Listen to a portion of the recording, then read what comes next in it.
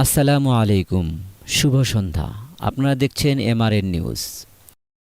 প্রিয় দর্শক, ত্রয়োদশ জাতীয় সংসদ নির্বাচনের দামামা বাজছে দেশ জুড়ে।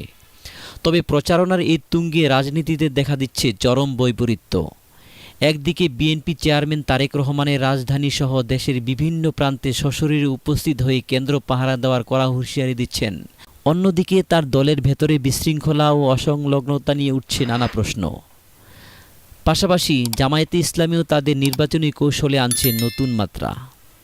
নির্বাচনী প্রচারণায় এখন সরগরম সারা দেশ।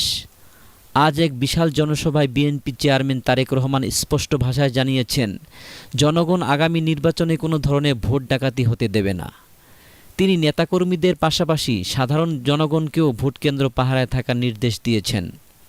তবে রাজনৈতিক বিশ্লেষকরা বলছেন, দীর্ঘ প্রবাস জীবনের অবসান ঘটিয়ে দেশে ফিরলেও তারেক রহমানের সাম্প্রতিক কথাবার্তায় অসংলগ্নতা এখন স্পষ্ট। একদিকে তিনি গণতন্ত্র ভোটাধিকারের কথা বলছেন, অন্যদিকে মাঠ পর্যায়ে নিজ দলের নেতাকর্মীদের উপর তার নিয়ন্ত্রণের অভাব প্রকট হয়ে উঠছে। সম্প্রতি গাজীপুর ও নারায়ণগঞ্জের জনসভাগুলোতেও তার বক্তব্যে নীতি নির্ধারণী অস্পষ্টতা লক্ষ্য করা গেছে।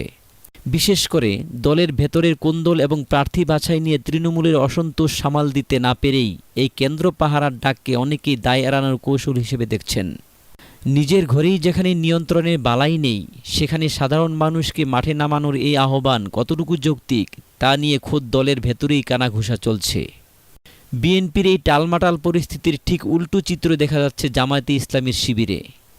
যশোরে আয়োজিত এক জনসভায় জামায়াতের আমির ডাক্তার শফিকুর রহমানের দলীয় স্বার্থের ঊর্ধ্বে গিয়ে এক নতুন বয়ান হাজির করেছেন। তিনি বলেন, জামায়াত কোনো দলীয় বিজয় নয়, বরং দেশের 18 কোটি মানুষের বিজয় চায়। শফিকুর রহমানের এই বক্তব্যকে বিশ্লেষকরা অত্যন্ত কৌশলী বলে মনে করছেন। তাদের মতে, জামায়াত এখন নিজেদের কেবল একটি ধর্মভিত্তিক দল হিসেবে নয়, বরং জাতীয় স্বার্থের অতন্ত্র প্রহরী হিসেবে জাহির করতে চাইছে। যেখানে বিএনপি অভ্যন্তরীণ কোন্দল আর অসংলগ্নতা জর্জরিত, সেখানে জামায়াতের এই সুশৃঙ্খল ও অন্তর্ভুক্তিমূলক বার্তা ভোটারদের মধ্যে বাড়তি মনোযোগ কাড়ছে। ভোট ডাকাতি প্রতিরোধের ডাক আর 18 কোটি মানুষের বিজয়ের স্বপ্ন, দুই মেরুর দুই রাজনৈতিক দলের অবস্থান। শেষ পর্যন্ত ভোটাররা কার উপর আস্থা রাখবে, নাকি অসংলগ্নতার বেড়াজালে পথ হারাবে বড় দলগুলো, তা জানা যাবে আগামী 12 ফেব্রুয়ারি ব্যালট যুদ্ধে।